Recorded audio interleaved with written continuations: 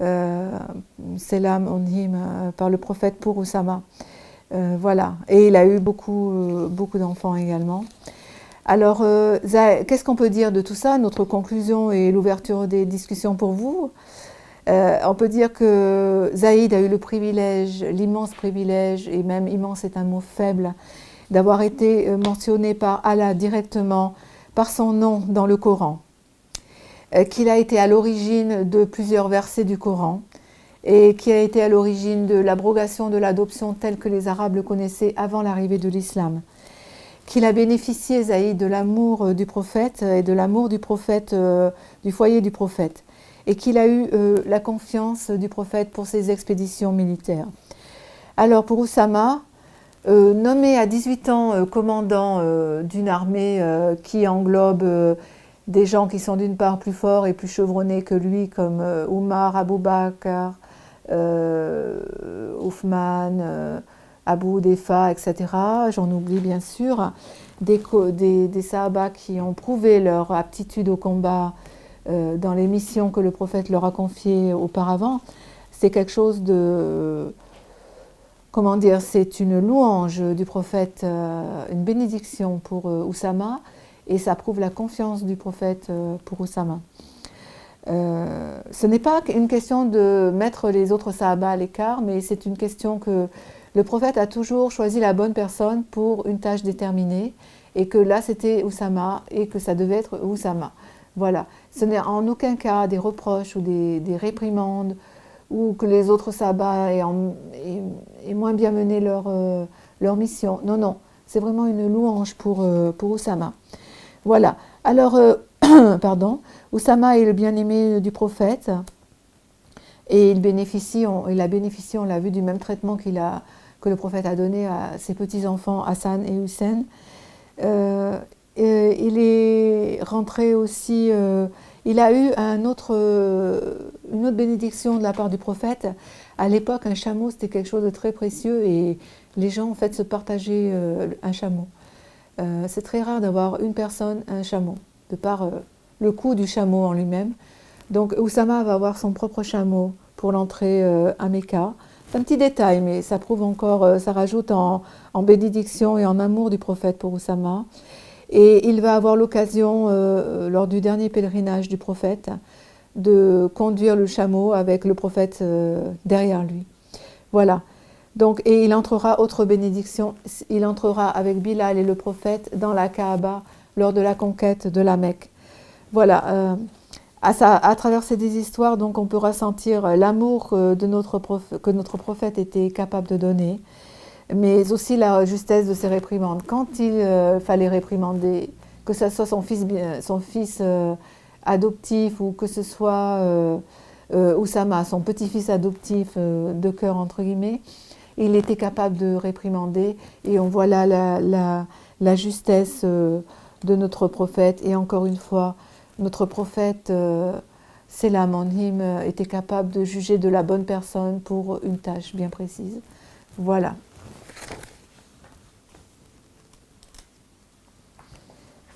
Alors, maintenant, on va parler de Abdullah ibn Mas'ud, radiyallahu anhu. Abdullah ibn Mas'ud a une histoire bien sûr particulière, et je l'ai choisi pour cette histoire. Et je l'ai choisi aussi pour bien montrer que l'islam a élevé les personnes. Quand j'entends dire qu'on n'est pas cultivé parce qu'on est musulman, qu'on n'a pas de cerveau, qu'on n'a rien dans la tête parce qu'on porte un hijab, ou parce qu'on est musulman tout simplement. Ibn Mas'ud, l'histoire de Abdullah ibn Mas'ud est vraiment une histoire qui peut mettre fin à tout cela. Et c'est une parmi tant d'autres, parce que l'islam a élevé tous ceux qui se convertissent à l'islam sont élevés en termes de savoir, en termes de foi. J'en suis un exemple. Quand je me suis convertie il y a 6 ans, je ne connaissais rien de l'islam. Et maintenant, je suis en train d'étudier les Sahaba pour faire quelque chose pour notre Oumma, pour montrer que tous ces hommes, et plus tard aussi je ferai pour les femmes, Mais comme bon, les femmes, comme je l'ai dit au tout début, c'est très difficile d'avoir des informations. Donc j'ai voulu déjà faire un travail qui était déjà plus abordable pour moi, parce que moi je suis vraiment partie de zéro en islam. J'étais comme Ibn Masoud, je ne connaissais rien, mais j'ai eu la volonté et Allah m'a aidée. Et ma prière quotidienne, c'était Allah, fais de moi, pas une savante, mais fais de moi quelqu'un qui connaît l'islam, aide-moi dans cette voie. Alors bien sûr, et ça je m'en excuse auprès de vous, je ne connais pas tout. J'ai des lacunes, c'est clair, mais je fais de mon mieux, Inch'Allah, pour combler ces lacunes et vous donner vraiment les faits tels qu'ils sont. J'ai lu beaucoup, j'ai déjà une bonne connaissance, je pense, sans être prétentieuse, des Sahaba. Et ma connaissance, je l'agrandis de jour en jour, et Allah me permet de l'agrandir de jour en jour, et c'est ce que je lui demande. Et ce que je veux faire là, ces petites lectures sur les Sahaba, c'est partager mon savoir avec vous, et vous donner aussi l'envie d'augmenter votre propre savoir, et de vous dire, allez chercher. Moi, je vous donne les bases, mais allez chercher plus loin. Parce que plus loin, je ne peux pas vous raconter la vie de Ibn Masoud ou de Khalid en entier, ça prendrait des heures et des heures. Mais je vais vous donner les bases, et après, à vous de lire. Comme j'ai dit, je mettrai des livres en commentaire à la fin de la série, en commentaire pour vous pouvoir lire plus sur chaque Sahaba. Voilà ce que je tenais à vous dire. Et apprenez, mes frères et sœurs, enrichissez votre savoir, et plus vous enrichissez votre savoir, plus vous aimez notre prophète, plus vous aimez nos Sahaba, et plus votre imam grandit. C'est quelque chose de formidable que de voir son iman grandir grâce au savoir que l'on peut acquérir. Alors moi, je suis qu'une partie, qu'une pièce de ce puzzle, et ce que je vous demande, c'est, mais je suis sûre que vous allez le faire après, c'est d'augmenter, de rajouter les autres pièces de ce puzzle pour que vous connaissiez l'islam du mieux possible. Voilà ce que je voulais dire. Donc on va continuer pour Abdullah ibn Masoud, radiyallahu anha. Donc il appartient pas au Quraysh, mais il appartient au Banu Uzail, qui est un allié des Quraysh. Si vous voulez, il n'a pas le statut d'esclave, il a un statut un peu plus élevé, et ça lui permet donc de circuler librement à la Mecque et d'être protégé entre guillemets. Parce que l'important, c'était d'avoir un visa. Comme on a un visa pour entrer dans un pays séjourné, l'important, c'était d'avoir cette alliance qu'il avait fait avec le Banu Zoura à l'époque, qu'un de ses grands-pères avait fait avec le Banu Zoura, pour que ses descendants puissent circuler librement à la Mecque et être considérés comme appartenant à part entière à la cité de la Mecque, mais pas au Quraysh. On est bien clair, ce n'est pas un Quraysh. Voilà.